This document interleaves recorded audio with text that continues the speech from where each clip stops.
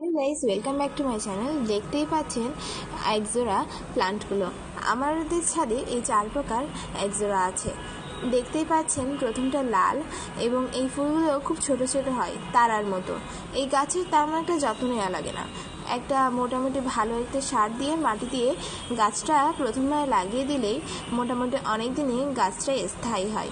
এবং এই গাছের ফল দেখতেই পাচ্ছেন হালকা কালচে কালারের হয়, গোল গোল, এবং এই ফল থেকেই এরকম থোকা থোকা ফুল হয়।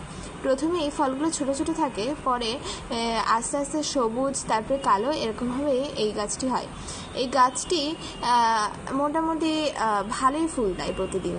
তারপরে দেখছেন এই যে আরেকটা জাতের এই ফুলগুলো আরও সুন্দর। এগুলো ছোট ছোট এবং এগুলোর পাপড়ির সংখ্যা বেশি। এগুলো আসলে থোকা থোকা। সেম প্রসেসে এই গাছটি লাগিয়ে দিলেও আপনারা ভালোই ফুল পাবেন।